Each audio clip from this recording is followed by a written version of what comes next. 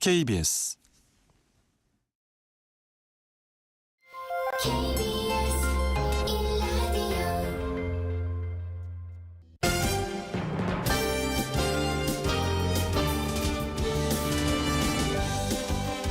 KBS 1라디오 신성원의 오늘 세계는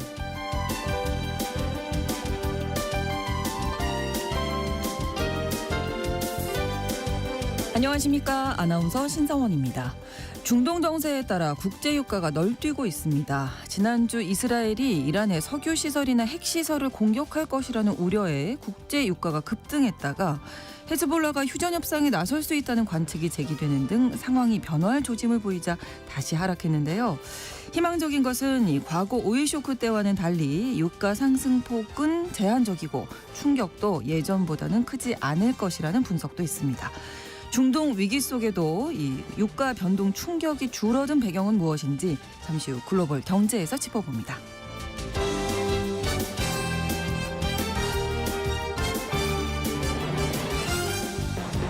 오늘 주목할 국제사회 뉴스는 헤드라인 뉴스와 키워드로 정리해드립니다. 통신원 취재수첩 칠레 소식 준비하고 있는데요.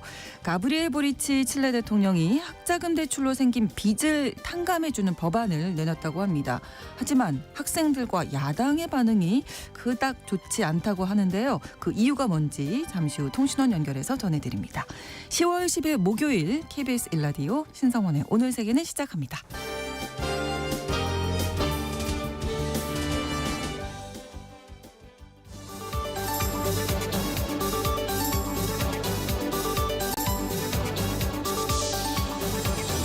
오늘 세계는 헤드라인 뉴스.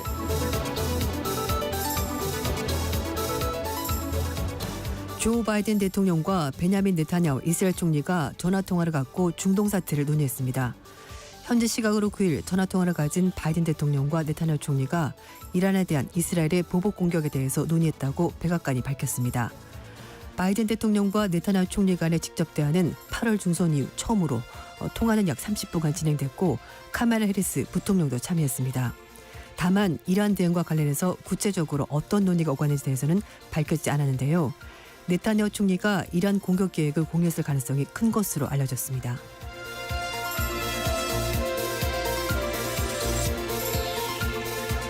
유럽연합이 이스라엘의 공격을 받고 있는 레바논 주민들에게 공중작전으로 인도주의 구호품을 전달합니다. 유럽연합 집행위원회는 현지 시각으로 9일 이탈리아와 아랍에미레이트 두바이에서 레바논 베이루트까지 세대 항공기로 구호물품을 운반할 예정이라고 밝혔습니다.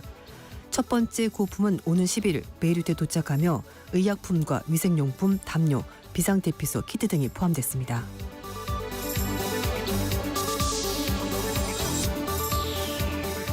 한국이 유엔 인권이사회 이사국으로 선출됐습니다. 한국이 이사국을 수임하는 것은 지난 2006년 유엔 인권이사회 초대 이사국으로 진출한 이래 6번째로 임기는 2025년부터 2027년까지입니다. 유엔 인권이사회는 국제사회의 인권과 기본적인 자유의 증진에 관한 문제 및 인권 침해 사안에 대해서 협의하고 필요시 권고하는 역할을 합니다. 이로써 한국은 내년에 인권이사회와 함께 안전보장이사회, 경제사회이사회 등 유엔 주요 3대 기구의 이사국으로 활동하게 됩니다.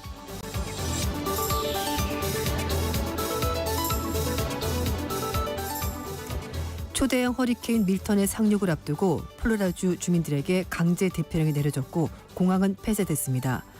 허리케인 등급 중에서 최고인 5등급으로 평가받고 있는 밀턴은 현지 시각으로 9일 밤 플로리다 중서부 해안을 상륙해서 10일 동북쪽으로 빠져나갈 것으로 예상돼 플로리다 11개 주 카운티 주민 600만 명에게 강제 대피령이 내려졌습니다. 최대 풍속 시속 270km로 관측된 밀턴은 해안의 최대 4.6m 높이의 해일을 발생시키고 플로리다 중북부의 최대 460mm의 비를 뿌릴 것으로 보이는데요. 미 기상청은 현재 강도라면 100년 만에 최악의 폭풍이 될 것이라고 전망했습니다.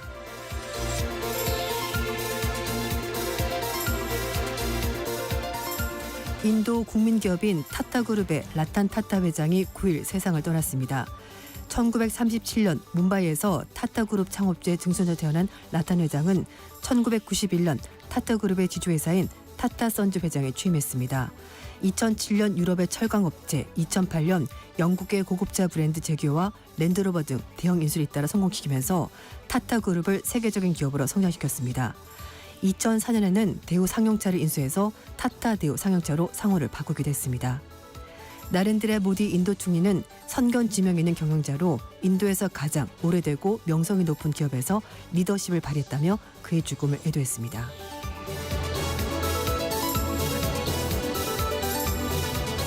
오늘의 헤드라인 뉴스 외신캐스터 조윤주 씨가 전해주셨습니다. 이번에는 키워드로 정리한 국제사회 뉴스를 함께 살펴보겠습니다.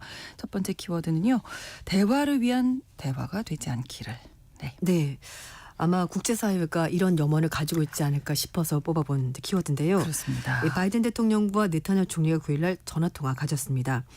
백악관 측도 바이든 대통령과 또 민주당 대선 후보인 카멜라 해리스 부총령도 함께 네타냐후 총리와 유선으로 회담했다고 밝혔는데요. 백악관 측에서는 바이든 대통령이 이스라엘 안보에 대한 철통 같은 약속을 재확인했다. 그리고 지난 1일 날 이란이 탄도미사일을 공격한 데 대해서 분명하게 규탄했다고 밝혔습니다. 다만 이란 대응에 대해서 구체적으로 어떻게 얘기를 했는지는 밝혀지지 않았는데요. 네. 일단 네타냐후 총리가 이란 공격 계획을 미국 측에 공유했을 가능성이 크다고 합니다. 한편 이런 가운데 백악관 대변인도 이번 대화가 직접적이고 생산적이었다라고 평가를 하면서 네. 이스라엘이 지난주 이란 공격에 대해서 어떻게 대응할지에 대해서 논의를 계속 이어갈 것이다 이렇게 얘기했습니다. 미국 CNN 방송은 바이든 대통령과 네타냐후 총리 간의 통화에서 이스라엘이 레바논 민간인 피해를 반드시 최소화하도록 노력해야 된다고 바이든 대통령이 꼭 이 부분을 지적했다고 전했습니다. 한편 앞서 미국 언론 엑시오스가 네타냐후 총리가 8일 밤에 고위 강요 및 군과 정보기관 관계자를 만나서 몇 시간에 걸쳐서 이란에 대한 공격 시 그리고 규모를 논의했다고 밝혔습니다. 이에 따라서 이스라엘의 이란 공격이 임박한 것이 아니냐라는 평가가 나오긴 한데요.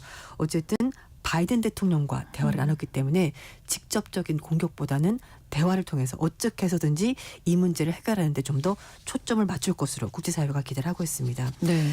특히 바이든 대통령이 이스라엘 쪽에서 계속 지금 이란 핵시설이나 아니면 석유시설 타격하는 건 아니냐라는 얘기가 나오고 계속 있는데요. 나왔죠. 이 부분에 네. 대해서 바이든 대통령은 절대 반대다. 안 된다는 입장을 분명히 전달했다고 하니까 양측 간의 이 부분에 대해서 조율이 있을 것으로 보입니다.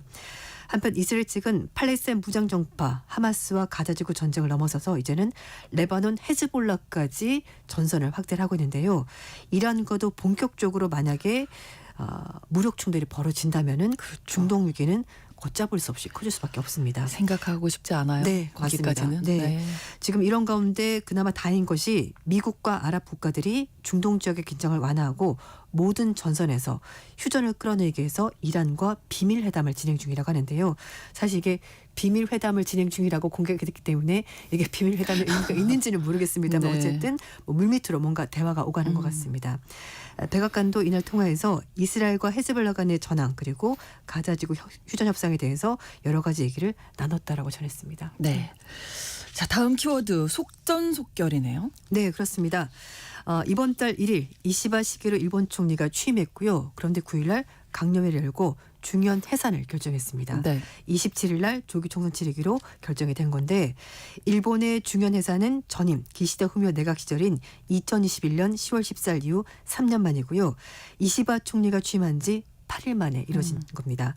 중요한 의원의 임기는 원래 4년인데요. 이번 해산은 2차 대전 이후에 내각 중에서 출범 시점 기준으로 가장 짧은 기간이라고 합니다. 모든 일정이 속전속결로 진행이 되고 있는데요. 그렇죠. 일본의 교도통신도 총리 취임 이후 26일 만에 총선을 치르는 것은 종전 이후에 가장 짧은 사례다 이렇게 전했습니다. 한편 이시바 총리가 중요한 해산 이후에 내외신 기자회견을 열었는데요. 이번 해산에 대해서 지방 창생을 위한 해산이다라고 의미를 부여했는데요.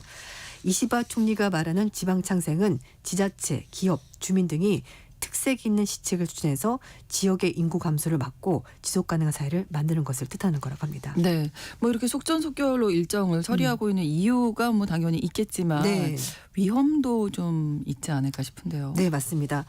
지난달에 집권 자민당 총재 선거 과정에서 10월 달 총선은 좀 미온적인 태도를 보였던 이시바 총리가 취임하고 나서 입장을 바꾼 이유는 일단 국정 운영 주도권을 쥐어야 되겠다라고 생각을 했고 그래서 이례적으로 조기 해산에 이어서 선거까지 이렇게 승부수를 던진 것으로 보입니다. 네.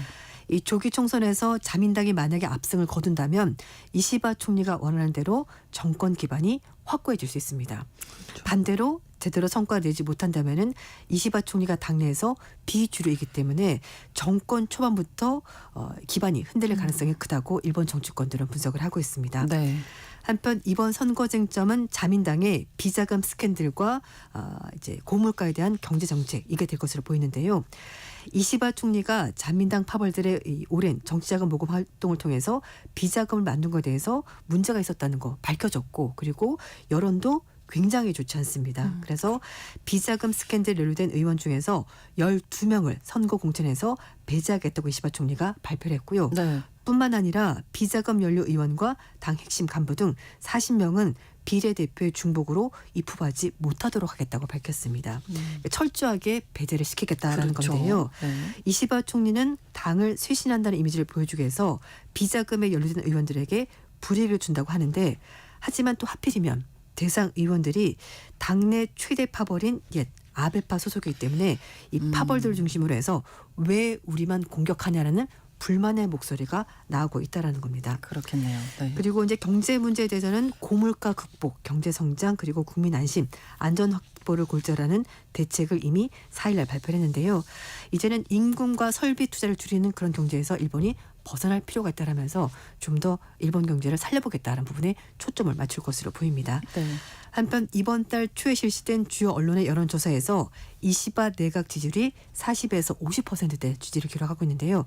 하지만 정권 출범 직후 기준은 상당히 낮은 지지율이라고 합니다. 네. 그러니까 승부수를 띄운 거죠. 속도속도로. 그렇죠. 예, 27일 총선 이후에 어떻게 또 네. 변화가 될지 지지율이 또 지켜봐야 되겠습니다. 다음 키워드인데요. 우리는 잃을 게 많지 않아요. 네. 뉴욕타임스가 요즘 중국의 젊은이들이 주식 투자에 뛰어들고 있다라고 보도를 하고 있습니다. 네. 중국 정부가 연이어서 경기 부양책을 발표했고 경기 부양책이 나오자마자 중국 증시가 급등을 하고 있는데요. 그래서 청년들도 빠르게 주식시장에 들어오고 있다는 겁니다. 네. 젊은 층들은 당연히 모바일 앱을 자유자재로 다루기 때문에 이걸 통해서 계좌를 개설하고요. 소셜 미디어 등 온라인 통해서 투자 정보를 얻고 있다고 합니다. 그리고 국정절 연휴 기간 1일부터 7일까지였는데 그렇죠. 그 연휴 기간 동안에 물론 놀러도 갔겠습니다만 투자 정보를 학습하는데 시간을 쓴 사람이 굉장히 많다. 주식 공부를 많이들 했군요. 젊은이들이. 근데 네. 과연 일주일 만에 주식 공부를 할 수 있을까? 그러니까요. 네, 그건 아닐 것 같은데 쉽지 않을 어쨌든 텐데요. 굉장히 엉덩이가 가볍고 손발이 빠르다 뭐 이렇게 볼 수가 있을 것 같은데요. 네네. 이 창춘 지역의 한 증권사 직원은 지난 며칠 동안 증권 개설한 고객이 상당히 많았는데 오. 대부분 신규 고객이었다라고 밝혔습니다. 네. 사실 뭐 그 전에 투자했다가 물린 사람들은 지금 팔아야 되나? 조금 팔아야 되나? 이런 생각하고 있을 것 같은데 어쨌든 젊은 네. 층들은 적극적으로 지금 들어오고 있는 건데요. 그러네요. 왜냐하면은 이 젊은 층들이 크는 과정 동안에 중국 경제가 좋지 않았습니다. 아, 그리고 대학을 막상 졸업하고 났더니 취업이 지금 너무 안 되잖아요. 네. 중국이. 청년 그럼 취업. 뭘 해서 돈을 벌지? 취직도 안 되는데 그럼 내가 종잣돈 조금 있으면 한번 해볼까? 이런 생각이 드는 것 같습니다.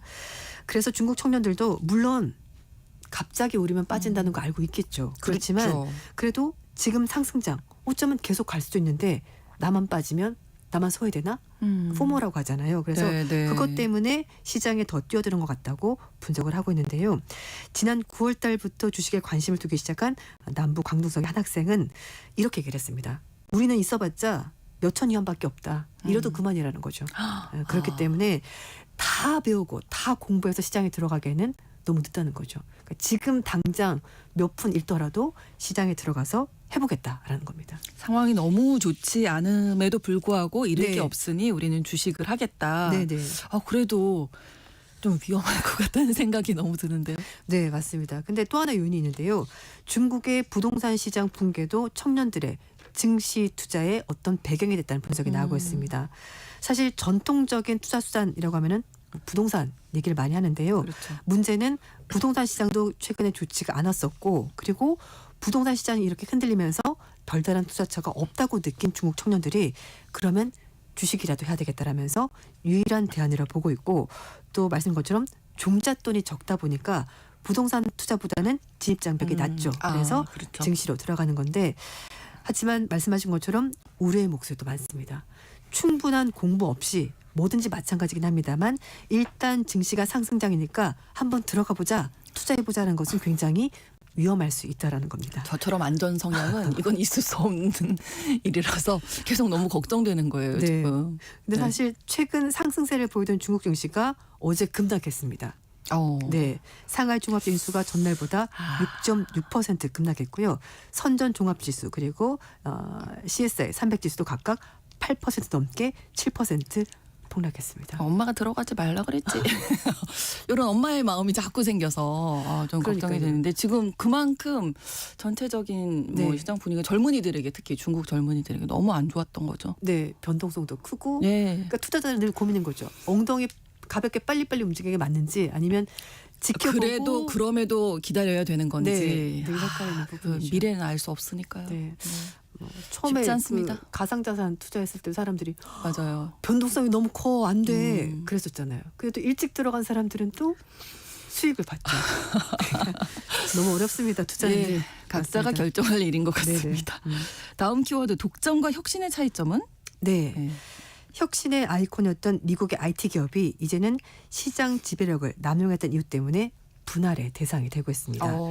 미국 법무부가 올해 8월 달 워싱턴 연방법원으로부터 반독점법을 위반했다면서 판결을 받게 된 구글의 검색시장 독점 문제를 해결해서 기업 분할까지 고려하고 있는 것으로 나타나는데요. 네. 블룸버그 통신 보도에 따르면 법무부가 이 같은 내용을 담은 문서를 해당 법원에 제출했다고 합니다. 예, 법무부가 제출한 문서를 보면 크롬 브라우저, 플레이 앱 스토어, 안드로이드 운영체계 등 구글의 주요 사업 부분을 매각시키도록 하는 것을 검토하고 있는 것으로 보이는데요. 법무부 측은 구글의 검색 독점 때문에 경쟁사들이 사용자 확보를 위해서 경쟁할 인센티브가 거의 또는 전혀 없어졌다. 그러니까 어떤 한 업체가 시장을 완전히 먹다 보니까 경쟁이 아예 없어졌다는 겁니다. 그렇죠. 그래서 이 문제를 해결하기 위해서는 구조적인 구제책이 필요하다라고 법무부가 얘기했다고 하는데요. 그래서 업계 전문가들은 이 구조적인 구제책이 결국은 사업 부문을 매각을 통해서 기업을 분할하는 것을 의미한다. 이렇게 해석을 하고 있습니다. 네. 그래서 이 구글 내부 한 소식통은 법무부가 구글을 해체한다면은 안드로이드 운영 체제 그리고 크롬 브라우저가 매각될 가능성이 크다. 이제 이런 얘기까지 나오고 있습니다.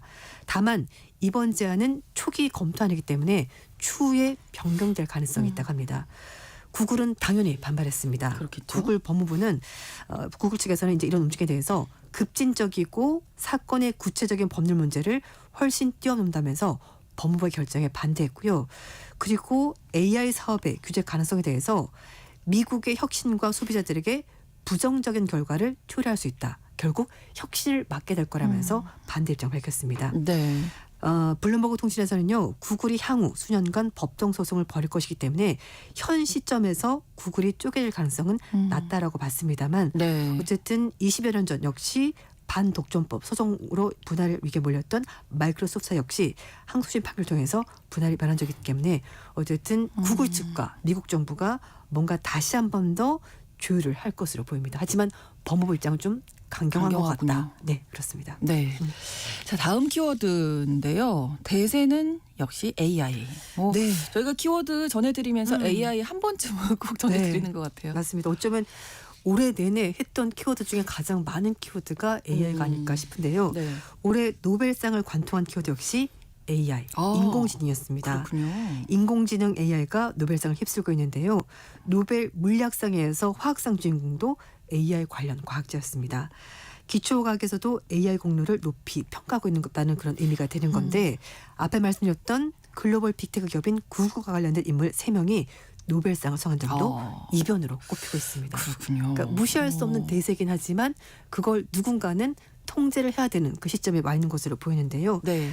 노벨위원회가 노벨 화학상 수상자로 데이비드 베이커 미국 워싱턴 대학교 교수, 구글 딥마인드의 데이비드 허자비스 최고 경영자, 그리고 존 점퍼 디렉터를 선정했다고 밝혔습니다. 3명 중 2명이 그러네요. AI 관련된 구글 관련 임원들인데요. 일단 베이커 교수는 단백질 설계 모델을 만드는 공로로 인정을 받았고 구글 딥마인드 팀은 AI로 수년에 걸리던 단백질 구조 파악을 단 몇 시간으로 줄여서 지각변을 일으킨 알파폴드를 개발한 공로를 인정받아서 노벨상을 받게 된 거라고 합니다. 네. 허사비스 CEO는 이세돌 구단을 꺾은 알파고의 개발자이기라고 한다요. 그렇군요. 네. 예. 노벨위원회는 단백질이 어떻게 작동하는지 이해하려면 어떻게 생겨야 되는지를 알아야 되는데 이 올해 수상자들이 이 엄청난 업적을 세웠다라고 설명을 했습니다. 한편 앞서서 존 호필드 미국 프린스턴 대학교 교수, 제프리 헌터 캐나다 토론토 교수가 머신러닝 연구로 노벨 물리학상을 받아서 화제가 됐는데 네. 물리학상, 화학상 모두가 AI와 관련이 됐었습니다. 이 헌터 교수는 AI 대부라고도 불리는데요. 네. 구글의 AI 조직인 구글 브레인 출신이라고 합니다. 그렇군요. 구글이 사실 혁신의 아이콘이 맞긴 합니다. 그런데 이게 너무 오랫동안 시장을 장악하다 보니 독점이다. 네, 이렇게 맞습니다. 된 거죠. 그래서 노벨위원회는 컴퓨터로 사회 문제를 해결하는 방식을 보여줬다면서 수상 배경 밝혔고요. 그리고 또 이 생화학 난제를 푸는데도 AI적인 과학기술이 도움이 됐다라고 설명을 한 겁니다. 네. 한편 수상자들은 메달과 증서와 함께 상금 1,100만 스웨덴 크로나 우론으로 14억 3천만을 나눠 갖게 되는데요. 베이커 교수가 전체 상금의 절반 그리고 나머지 절반은 허사비스 CEO와 점퍼 연구원이 다시 반반씩 나눠 갖게 된다고 합니다. 네. 자, 이렇게 노벨상까지 받는 어떤 계기가 됐는데 AI 네. 위험성에 대한 경고는 계속 나오고 있잖아요. 맞습니다. 이 노벨 물리학상을 수상한 존 호필드 미국 프린스턴 대학교 교수가 이제 수상하고 나서 인터뷰를 했는데요. 네. 인간의 이해 범위를 벗어나는 AI가 개발되는 것은 상당히 걱정스럽다면서 수상소감을 밝혔습니다. 호필드 교수는 챗 GPT와 같은 생성형 AI 모델이 개발될 계기를 마련했다는 평가를 듣는 인공신경망 모델을 발명해서 노벨상을 수상한 건데 하지만 이 AI가 가져올 수 있는 장밋빛 미래 대신에 위험도 분명히 있다라고 강조를 했습니다. 말씀드렸던 헌터 교수도 마찬가지로 AI 위험성을 걱정을 하면서 수상을 밝혔는데요. 네. 일단 호필드 교수는 물리학자로서 통제할 수 없고 한계를 피할 수 없는 AI 기술 발전에 큰 불안감을 느낀다라고 말했습니다. 네. 특히 AI 발전이 되래 인간의 자율성과 충돌할 수 있다 이런 얘기를 했는데요. AI는 작동 원리를 이해할 수 없는 경이로운 기술로 여겨지지만 바로 이 경이로움 때문에 불안감을 가질 수밖에 없다라고 말을 하면서 AI가 상상할 수 없는 높은 수준에 도달할수록 인간이 그 작동 원리를 이해하기가 점점 더 어려워질 것이라고 얘기를 하고 있습니다. 결국 우리가 모르는 일이 의도치 네. 않은 일이 그렇죠. 벌어질 수 있다는 건데요. 네. 사실 어떤 기술이 혁신적으로 뭔가 성과를 내면 그 이면에 우리가 또 그렇죠. 고민할 부분이 늘 생기는 것 부작용도 같습니다. 항상 생각을 네. 해야죠. 네. 오늘의 헤드라인 뉴스와 키워드 외신캐스터 조윤주 씨와 함께했습니다. 고맙습니다. 감사합니다. KBS 라디오 신성원의 오늘 세계는 1부 마무리하겠습니다. 11시 30분부터 일부 지역에서 해당 지역 방송 보내드립니다. 쉐이저 파트의 Strangers by the Day 전해드립니다.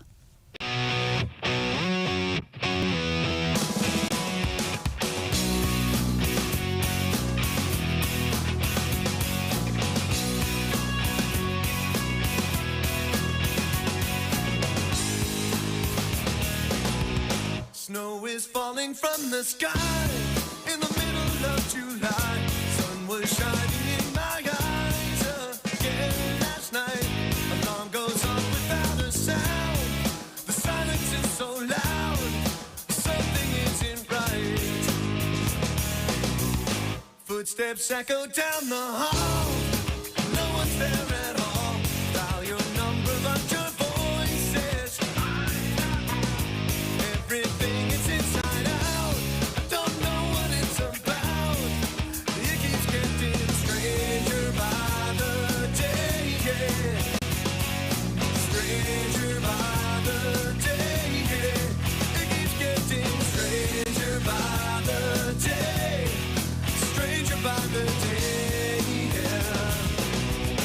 Going for a walk outside to see what I can find. No reflections in the windows I pass by. It feels hotter in the shade. Water runs up from the drain. Something's going on. Conversations with the mind, steady by the blind. Imagination must be working all the time. The world is upside down, everything is turned around. It keeps getting stranger by the day, yeah. Stranger by the day, yeah. It keeps getting stranger by the day. Stranger by the day, yeah. 지금 시각은 11시 30분입니다. KBS Ladies and gentlemen. 국제사회의 다양한 뉴스를 한눈에 KBS 1라디오 신성원의 오늘 세계는 세계를 바로 보는 최소한의 투자입니다.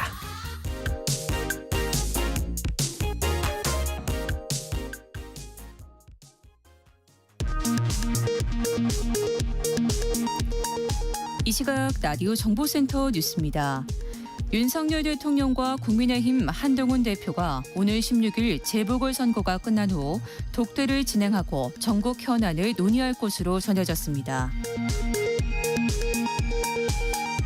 국민의힘 김재원 최고위원은 김건희 여사 공천계의 모욕의 핵심 인물인 명태균 씨가 지난 대선 당시 후보 단일화 등에 관여했다는 주장에 대해 사실과 거리가 한참 먼 허풍쟁이의 이야기라고 말했습니다.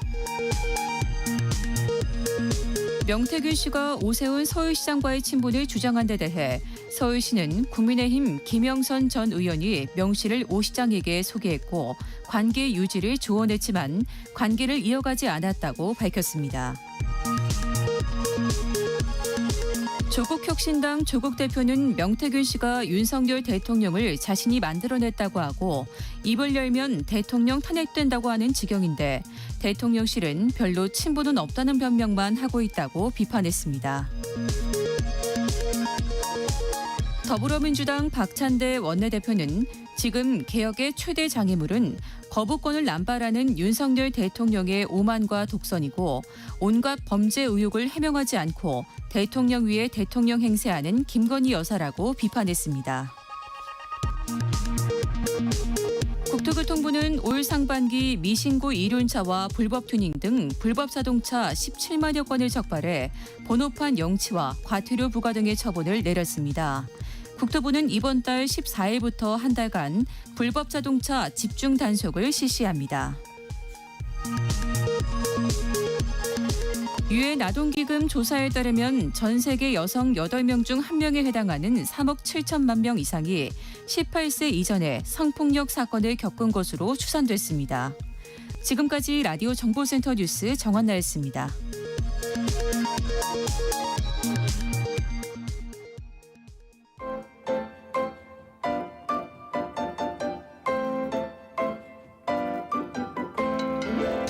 통신원 취재 수첩.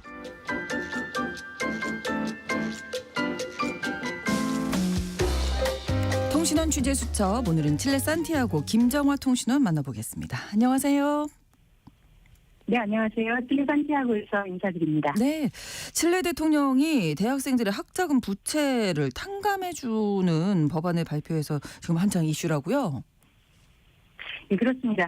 가브리엘 보리츠 대통령은 칠레 대학생 연맹 회장 출신으로 선출된 진보주의 대통령인데요. 네. 우리나라로 하면 한국 대학생 총학생회 연합 회장이었습니다. 그가 2011년에 회장이 되었을 때 주장한 국가개혁 문제 중 하나가 교육 대출 문제 해결이었습니다. 그로부터 13년이 지난 지금 칠레 대통령으로서 과거 자신의 발언을 지키겠다는 의지를 보이고 있습니다. 네. 보리츠 대통령은 3일 전 10월 7일 전 국민을 대상으로 한 텔레비전 연설을 했는데요. 이 연설에서 정부가 중요한 선거 공약을 실천하려 한다고 설명했습니다. 바로 칠레에서 스페인어 약어로 까에라고 불리는 국가 보증 학자금 대출의 부채를 탕감하는 법안을 의회에 제출했다고 발표를 했습니다. 이가의 학자금 대출 제도는 2006년부터 시행이 되었고 네. 현재까지 총 120만 명이 학자금 대출을 받았습니다.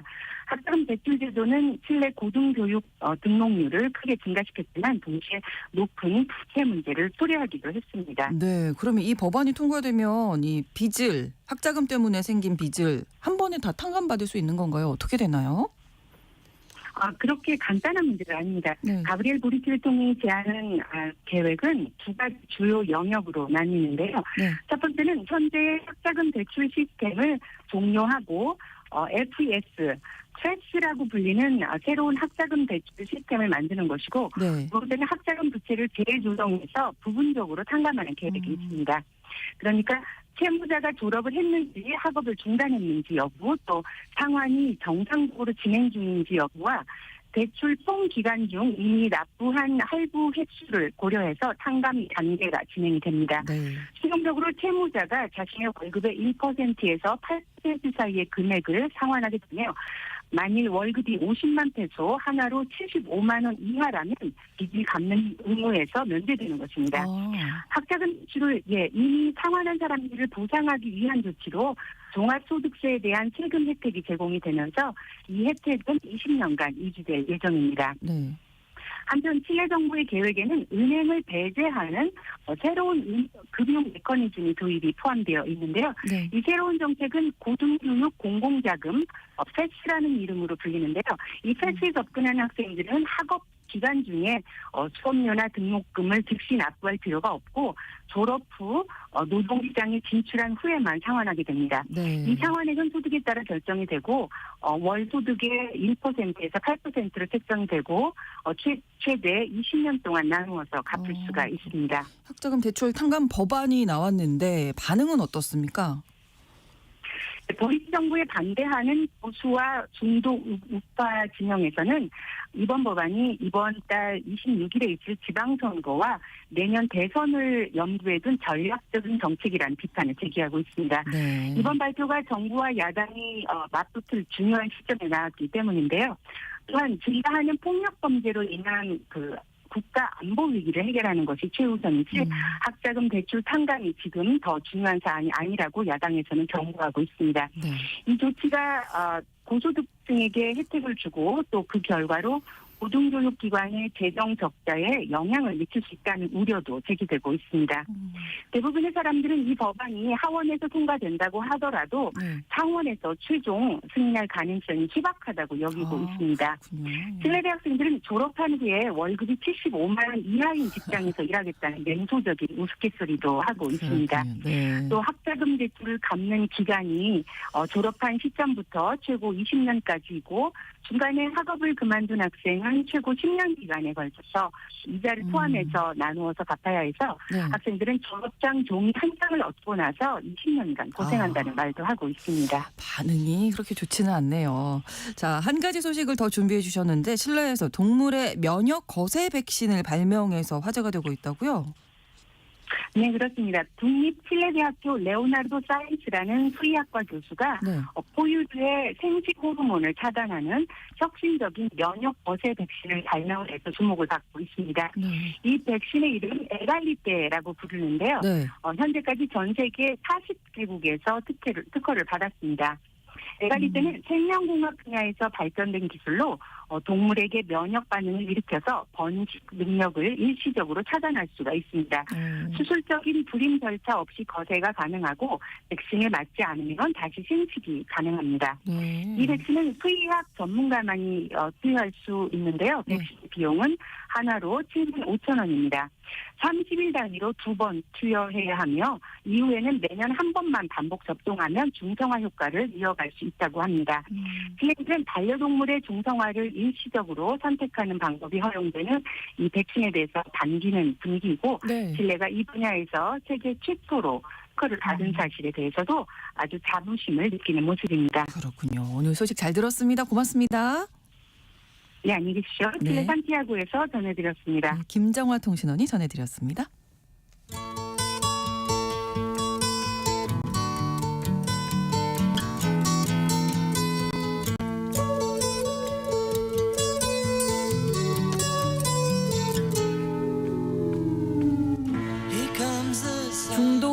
위기가 계속되면서 국제유가가 불안한 모습을 보이고 있습니다. 이스라엘이 이란의 미사일 공격에 대응해서 과연 이란의 석유 시설까지 공격을 할지 상황 변화에 따라서 유가도 민감하게 반응하고 있는데요. 이런 상황 1970년대 오일 쇼크 악몽을 또 떠올리기도 하죠. 세계 경제 이슈를 짚어보는 시간입니다. 글로벌 경제, 중동 전쟁과 국제 유가에 관한 이야기 나눠보겠습니다. 3프로 TV 언더스탠딩 김상훈 기자와 함께하겠습니다. 어서 오세요. 네, 안녕하세요. 예, 반갑습니다. 네, 반갑습니다. 예, 국제 유가가 좀 들썩들썩합니다. 네, 중동은 유가의 목줄을 쥐고 있는 곳이라고 해도 무방하죠. 그렇죠. 여기서 지정학적 위기가 발발을 하면 유가는 항상 오르는 게 뭐 자연스러운 현상이라고 우리가 인식을 하고 있는데 1970년대 오일 쇼크 이후로 지난 수십 년간 항상 그래 왔었죠. 이번에도 크게 다르진 않을 것 같습니다. 일단 뭐 전쟁 위기감이 고조된 이후에 유가 선물 시장에서 유가가 오를 것이라고 하는 베팅에 우크라이나 전쟁 발발 이후에 가장 많은 돈이 몰렸다고 하고요. 네. 한때 북해 브렌트유 가격이 원유 배럴당 $80 이걸 돌파하기도 했었는데 뭐 역사상 최고점이었던 게 2008년 금융위기 이전이었거든요. 네. 그때 그 최고점을 돌파해서 $200까지도 갈 수 있다라고 하는 굉장히 비관적인 분석도 나오기도 했습니다. 네, 네. 뭐 다행히 이란이랑 뭐 레바논 무장정파 헤즈볼라가 우리는 휴전 협상을 여지에 두고 있다라는 입장을 내비치면서 국제 유가가 다시 4%가량 급락한 수준이 지금 현재인데 네. 뭐 여전히 불신은 모르죠. 살아있다고 봐야 되는 거죠. 지금 정세가 안정적이지 않다 보니까. 근데 이제 중동 지역에서 어떤 위기가 발생한다. 그럼 항상 유가가 움직이잖아요. 맞습니다. 네. 뭐 석유 시장 3대 벤치마크를 우리가 서부 텍사스산 원유, 브렌트유, 두바이유 이렇게 분류를 하는데 중동산 원유가 두바이유라고 보시면 됩니다. 네. 세계 시장을 3분하는 만큼 그만큼 중동산 원유가 중요하다라는 얘기인 건데 일단 이스라엘이 이란의 석유 시설을 공습하겠다라고 얘기를 하고 있죠. 그렇죠. 이란의 지난해 원유 생산량이 일평균 한 360만 배럴 정도 됩니다. 네.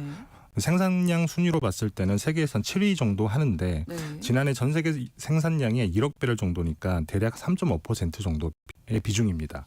이 중에서 수출 물량은 사실 140만 배럴 정도밖에 안 돼서 네. 이렇게 보면 크게 문제가 없어 보일 수도 있는 게 사실이기도 그렇죠. 해요. 네, 네. 실제로 이란 제재 때문에 2020년에 이란의 수출 물량이 한 44만 배럴까지도 줄었던 적이 있거든요. 그때 사실 우리가 크게 어려움을 겪었던 경험은 없잖아요. 기억이 없는 거 보니까 그런 것 맞습니다. 같습니다. 네. 진짜 문제는 사실 이란의 석유 수출이 아니라 호르무즈 해협이라고 하는 곳인데 네. 이게 페르시아만에 있는 폭 39km의 좁은 바닷길이에요. 여기가 중동산 원유의 90%가 여기를 지나가는데 이게 전 세계 석유 수송 물량의 한 20% 정도나 되는 아주 막대한 물량입니다. 그리고 대부분이 인도, 중국, 우리나라, 그다음에 일본 이렇게 아시아로 오는 물량인데 이 호르무즈 해협의 앞뒤를 이란군이 장악을 하고 있습니다. 그렇죠. 그래서 전쟁이 나면 실제로 바로 막을 수 있는데 네. 이미 1979년에 이란 혁명 때 기뢰를 띄어서 한번 막은 적이 있어요. 그래서 그 당시에 바로 나왔던 게 2차 오일 쇼크라고 하는 걸 우리가 경험을 했었고 그 이후로도 툭하면 이란 같은 경우에는 제재를 하는 경우에는 우리가 막을 수 있다라고 엄포를 놓고 있기도 하죠. 그래서 미군이 근처에서 이렇게 미군이 주둔을 하면서 이걸 억제를 하고 있는데 아까 말씀드렸던 것처럼 여기가 막히게 되면 우리나라는 굉장히 결정타일 수밖에 없는 그러네요. 게 우리가 쓰는 원유의 한 60에서 70%가 중동산 원유입니다. 그래서 이 호르무즈 해협이 막히게 되면 우리는 원유 수급에 굉장히 큰 차질을 빚을 수 있다. 이렇게 볼 수 있습니다. 그럼 이 호르무즈 해협을 우회해서 뭐 다른 방법을 또 생각해 놔야겠네요. 그렇죠. 일단은 물리적으로 우회로가 있기는 해요. 네. 미국 에너지정보청이 이렇게 평가를 하는데 사우디가 이게 페르시아만이 동편에 있는데 네. 이 호르무즈 해협을 지나는 게 아니라 네. 사우디아라비아의 서편에 있는 네. 그 홍해에 있는 홍해 쪽으로 보내는 수송관이 그게 수송 능력이 한 700만 배럴 정도 된다라고 평가를 하고 있는데 네. 이게 국내에서 사우디가 소비하는 물량이 대략 한 300만 배럴 정도 되는 걸로 추정을 하거든요. 네. 그러면 괜찮지 않을까? 그렇죠. 한 400만 배럴 정도가 되니까 그러면 한 300만 배럴 정도는 수출 물량을 뺄 수 있지 않을까 이렇게 평가를 하는데 네. 아랍에미리트 같은 경우에도 이제 호르무즈 해협을 지나지 않고 거치지 않고 바로 이렇게 오만만 쪽으로 뺄 수 있는 150만 배럴 정도의 그 수송관을 가지고 있습니다. 네. 이렇게 뭐 생각을 해보면 한 500만 배럴 정도는 우회로 수출할 수 있구나라고도 볼 수 있는데 근데 다만 호르무즈 해협을 통과하는 뭐 원유 수송량이 하루에 한 2천만 배럴 정도니까 그렇다고 하더라도 한 4분의 1 정도만 그러네요. 뭐 빼올 수 있다라는 네, 네. 얘기를 할 수 있고 네. 사실 이걸 빼온다고 하더라도 또 네. 문제가 있는 게 이 아시아로 오르면 네. 오려고 하면 홍해로 뺀다고 하더라도 네. 밥엘 만데브 해협이라고 하는 곳을 또 지나야 돼요. 네. 여기도 똑같이 폭이 좁은 바닷길입니다. 네. 근데 여기를 친이란 세력이라고 하는 후티 반군이 장악을 하고 있어요. 그래서 저희가 그 외신으로도 많이 접하긴 하지만 전 세계에 있는 모든 컨테이너 선박이 수에즈 운하를 거치지 못하고 아프리카에 있는 희망봉을 지나가고 있잖아요. 그렇죠. 그렇기 때문에 우회로로 뺀다고 하더라도 우리가 공급선을 확보하기는 굉장히 어려울 수 있다. 네. 뭐 이렇게 볼 수 있습니다. 공급이 된다고 해도 비용도 많이 올라가고 맞습니다. 우회되니까. 그렇죠. 그럼 다른 나라에서 좀 사올 수 있는 방법은 없을까요? 이게 다행이라면 다행인 게 최근에 중동 이외의 지역에서 굉장히 증산이 많이 이루어지고 있어요. 특히 미국이 원유를 굉장히 어마어마하게 쏟아내고 있는데 네. 원래 미국이 산유국이긴 했지만 그렇죠. 그럼에도 불구하고 캐내는 것보다 쓰는 석유가 훨씬 많았습니다. 그래서 역사상 미국은 계속 순수입국이라고 하죠. 산유국임에도 불구하고. 맞습니다. 수출하는 것보다 수입하는 게 훨씬 수입이 많아서. 많으니까. 2000년대 중반만 하더라도 순수입량이 1000만 배럴 정도니까 어마어마했었어요. 그러네요. 근데 이게 증산을 통해서 2020년에 순수출국으로 바뀝니다. 이게 미국 역사상 70년 만에 생긴 일인데 네. 그래서 지금은 생산량이 이미 일평균 1,300만 배럴 정도니까 사우디랑 러시아를 제치고 세계 1위가 됐어요. 네. 그다음에 천연가스까지 전 세계 시장을 장악한 역사상 초유의 산유국이 미국이 됐는데 네. 사실 우크라이나 전쟁 이후에 생각보다 유가나 천연가스 안정세가 굉장히 길게 이어지고 있거든요. 사실 이게 다 미국의 증산 때문이라고 해도 과언이 아닙니다. 그렇군요. 그래서 우크라이나 전쟁 이후에 글로벌 시장에서 러시아산이 빠지긴 했지만 이 자리에 지금 미국산이 들어와 있는 건데 2021년 기준으로 봤을 때 미국의 원유 수출량이 한 300만 배럴 정도 됐거든요. 네. 근데 2023년 기준으로는 400만 배럴까지 올라와 있어요. 굉장히 많이 늘어난 거죠. 그다음에 아마도 최근에는 더 늘지 않았을까라고 추정을 하는데 네. 우리나라도 미국산 원유 수입량이 굉장히 많이 늘었습니다. 10년 전만 하더라도 중동산, 러시아산 이게 지금 오펙 플러스라고 하는 석유 카르텔인데 네. 여기서 사오는 원유가 거의 90%였어요. 10년 전만 하더라도. 그렇군요. 근데 미국산은 당시엔 당연히 없었고 근데 지금은 중동산의 비중이 60% 수준까지 떨어져 있습니다. 미국산은 원유 수입 비중이 10%를 넘어섰고 그래서 사실 우리나라도 지금 수입선을 굉장히 다변화하고 있는 상황이긴 합니다. 네. 그럼 미국이 어떻게 증산을 했을까? 갑자기 더 많이 넣은 것도 아닐 텐데. 그렇죠. 그게 궁금하네요. 사실 2010년대 무렵에 많은 분들 아시겠지만 미국에서 셰일 오일 혁명이라고 하는 게 있었죠. 네. 셰일 오일이라고 하는 게 전통적으로 우물 형태로 있는 유전에서 기름을 뽑아내는 게 아니라 네. 그 퇴적암층, 지하에 있는 퇴적암층에 미세한 틈새에 원유랑 가스가 이렇게 스며들어 있는 거예요. 그래서 이걸 뽑아내는 건데 이제 지하에 니은자 형태의 그 유정을 꽂은 뒤에 거센 압력에 물을 쏘면 그 네. 퇴적암층이 깨지겠죠. 예. 그러면 깨진 틈새로 나오는군요. 맞습니다. 그 틈새에 가스랑 있었던 것들이. 기름이 스며 나오는 거.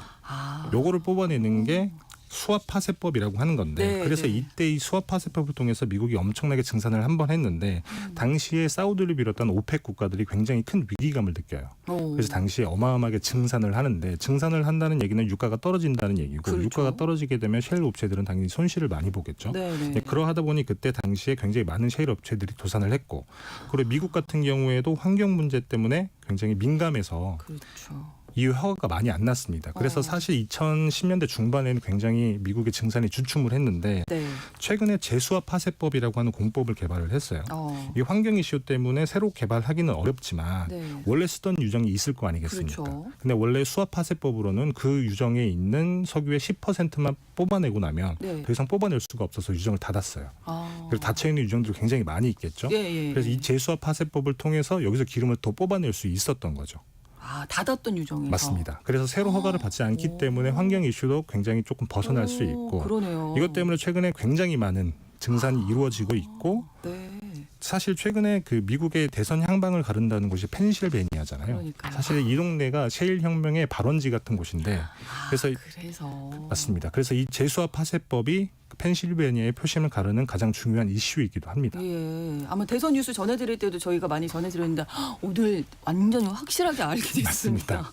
그럼 미국 말고 다른 나라는 없을까요? 다른 나라도 많이 있어요. 사실 증산이 미국에서만 이루어진 게 아니라 네. 남미의 깊은 바다에서도 유전 개발이 굉장히 활발하게 이루어지고 있는데 최근에 뭐 기름 벼락이라고 표현을 하고 싶은데 남미의 가이아나라고 하는 나라 많이들 네. 아실 거예요. 네. 지난해 일평균 한 38만 배럴 정도 원유를 뽑아내서 산유국이 됐는데 네. 이게 5년 후가 지나면 130만 배럴 정도의 생산 능력을 갖출 수 있게 되고 그리고 바로 옆 나라인 수리남이라고 하는 나라도 네, 네. 세상에서 유전을 굉장히 많이 개발을 하고 있습니다.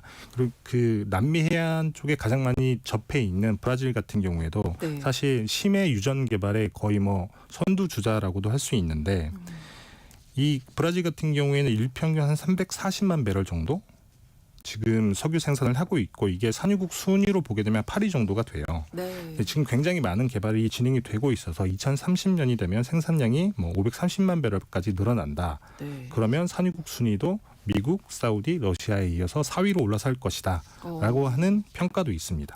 미국과 남미 지역에서 지금 한창 개발 중인 거군요. 그렇죠. 그러니까. 그럼 중동을 대체할 수 있는 정도까지 올라갈까요? 이게 뭐 이 정도가 중동을 대체할 수 있을 정도는 아니지만 네. 사실 남미뿐만 아니라 아프리카 해안에서도 심해 유전 개발이라고는 굉장히 활발히 이루어지고 있거든요. 네. 최근에 이 심해 유전 개발이 많이 늘어나는 이유가 뭐 사실 우리나라 동해 유전 개발도 그렇기도 하지만 깊은 바다에 있는 그 유정을 뽑아내기가 그 전까지는 기술적으로 굉장히 힘들었지만 지금은 그게 가능한 기술들이 많이 개발이 돼 있어서 네. 2,000m 정도 되는 깊이의 심해 유전을 개발을 하고 있는데 네. 그래서 아프리카 같은 경우에도 이 심해 유전 개발이 굉장히 활발히 이루어지고 있습니다. 그래서 나미비아 같은 경우가 최근 산유국 대열에 합류를 이미 예약을 해놨고 네. 그래서 굉장히 많은 나라들이 또 개발을 하고 있고 그래서 현재 기준으로 봤을 때 일평균 한 1,000만 배럴 정도를 이 심해 유전에서 뽑아내고 있는데 2030년이 되면 이게 1,700만 배럴까지 늘어날 것이다. 이렇게 많은 사람들이 예측을 하고 있다고 하면 사실 중동산이 굉장히 많기는 하지만 네. 이 중동산 원유의 지배력 자체가 굉장히 많이 줄어들 수 있다는 거죠. 그렇죠. 그래서 네. 중동에서 전쟁이 발발하더라도 이 국제 유가 시장에서 오는 충격 자체가 굉장히 조금 덜할 수 있다. 덜할 수 있다는 겁니다. 실제로 사우디랑 러시아가 이끄는 오펙 플러스가 차지하는 비중이 얼마 전까지만 하더라도 한 5년 전, 6년 전까지만 하더라도 60%에 육박을 했는데 지금은 한 51% 수준까지 낮아져 있고 다른 지역에서 굉장히 많이 증산이 되고 있으니까 앞으로는 더 낮아질 수 있다는 거죠. 그렇겠네요. 우리나라 같은 경우에 이제 수입을 할 수밖에 없으니까 다른 나라에서 원유를 맞습니다. 정유를 해야 되잖아요. 그렇죠. 예, 예. 그 그래서 기술이 중요하다면서요. 맞습니다. 그래서 이게 수입 대체선을 확보한다고 하더라도 중요한 거는 순식간에 되는 건 아니라는 건데 그렇죠. 사실 원유를 자동차에 바로 넣을 수 있는 게 아니기 때문에 네. 휘발유, 경유, 뭐 등유, 나프타 이런 걸 분리를 해내야 되는데 사실 이게 정유 시설이 그 우리가 많이 사오는 원유에 맞춰져 있어요. 그래서 중동산 같은 경우에는 유황, 황 함유량이 많습니다. 아. 근데 미국산 같은 경우에는 황 함유량이 적어요. 아. 그렇다 보니까 이 다른 성분이 들어있는 원유를 넣게 됐을 경우에는 네. 이 수율이 굉장히 많이 달라지는 부분이 생겨서 그렇군요. 미국산 원유에 맞는 시설을 갖춰야만 완벽하게 대체를 할 수가 있는데 그러네요. 이 한국의 이 미국산 원유에 맞는 시설이 얼마나 갖춰져 있는지 사실 밝혀진 바는 없기는 해요. 아, 그래요. 근데 다만 지금 중동산 원유 수입량이 여전히 60에서 70% 왔다 갔다 하고 미국산이 10% 조금 넘는 수준이라고 하면 이걸 완벽하게 대체할 수 있는 수준의 시설은 갖춰지지 않는 게 아닌가라고 볼 수 있습니다. 네, 그러니까 이게 대체를 한다는 게 뭐 쉬운 문제는 아니네요. 이런 맞습니다. 시설이 또 있어야 되니까. 그렇죠. 예, 예. 그래서 사실 대체 수입선을 확보하는 건 시간이 걸리는 문제이고 네. 그 기간 동안에 우리가 버텨야 되는 거고 그때 그렇죠. 가장 중요한 게 유가지 않습니까? 네. 그래서 아까 말씀드렸던 증산이 굉장히 중요한 게 중동에서 수사 전쟁이 일어난다고 하더라도 유가를 밀어올리는 압력이 예전보다 작다고 하면 그만큼 유가는 덜 올라갈 테고 그러면 우리는 굉장히 오랜 기간 동안 조금 힘을 들여서 수입 대체선을 확보할 수 있다는 좀 거죠. 버틸 수 있는 시간이 늘어나는 거죠. 맞습니다. 네. 그래서 실제로 그 유럽 같은 경우에도 우크라이나 전쟁 이후에 러시아산 그 가스에 굉장히 의존을 하고 있었지만 네. 시간을 들여서 여기서 벗어날 수 있었던 것처럼 우리도 시간을 들여서 수입 대체선을 확보할 수 있는데 그때 가장 유가가 중요하다. 이렇게 네. 보실 수 있습니다. 자, 그럼 현재 수요 공급 상황 어떤지 좀 살펴볼까요? 네, 증산도 증산이긴 하지만 사실 지금까지 사우디아라비아, 오펙 플러스가 일평균 한 200만 배럴 정도 감산을 하고 있었거든요. 네. 그 말인즉슨 그만큼 공급 여력이 아직까지 남아 있다는 거죠. 그렇죠. 이 감산 조치가 언제 끝날지는 모르겠지만 이미 공식적으로 발표한 바에 따르면 12월에 감산 조치가 완료가 됩니다. 네. 그러면 당연히 200만 배럴 정도의 증산이 자연스럽게 이루어질 테고 물론 이거는 다시 연장이 될 수도 있기는 합니다만 어쨌든 그때 감산 조치가 풀리기도 할 테고 전쟁 네. 때문에 유가가 오른다고 하면 당연히 산유국들도 당연히 감산 조치를 풀 거고 그러면 그게 또 다시 유가 상승 압력을 누그러뜨릴 수가 있습니다. 또 지금 전 세계가 기준금리를 낮출 만큼 경기가 좀 침체 국면으로 접어들고 있잖아요. 네, 네. 그렇기 때문에 그만큼 원유의 수요도 굉장히 많이 줄어 있는 상황이에요. 특히나 요즘 말이 많이 나오고 있는 중국 같은 경우에는 굉장히 많은 부양책을 쓰고 있음에도 불구하고 경기가 많이 살아나지 않고 있는데 중국 같은 경우에도 미국만큼이나 원유를 굉장히 많이 쓰는 나라이기도 하거든요. 그래서 이렇게 수요 측면에서 굉장히 조금 유가를 끌어내리는 압력이 남아있다. 그래서 사실 이스라엘이랑 이란의 위기가 고조되지 않았던 지난달 말만 하더라도 네. 국제 유가가 배럴당 $50까지 내려갈 수 있다. 이런 그런 예측이 얘기도 있었군요. 있었을 정도입니다. 네. 그래서 사실 우리 입장에서는 호르무즈 해협 봉쇄가 가장 최악의 시나리오이긴 하지만 그러네요. 네. 그런 일이 벌어지지만 않는다면 사실 국제 유가가 생각보다 안정적일 수 있다. 뭐 그런 상황이다라는 말씀을 드리는 거고 물론 네. 너무 낙관적으로 보면 안 되고 철저히 준비는 하긴 해야 될 거예요. 네. 다만 너무 비관적으로 볼 필요도 없다. 조금 다각적으로 우리가 살펴볼 필요가 있다라는 말씀을 드리고 싶습니다. 네, 수입선을 다변화한다는 게 이렇게 중요하다는 거 맞습니다. 다시 또 알게 됐습니다. 글로벌 경제 3프로TV 언더스탠딩 김상훈 기자와 함께했습니다. 고맙습니다. 감사합니다. 레지나벨과 피버 브라이슨이 함께 부른 A Whole New World 전해드리면서 오늘 방송 마무리하겠습니다. 저는 내일 오전 11시 5분에 다시 뵙겠습니다. 고맙습니다.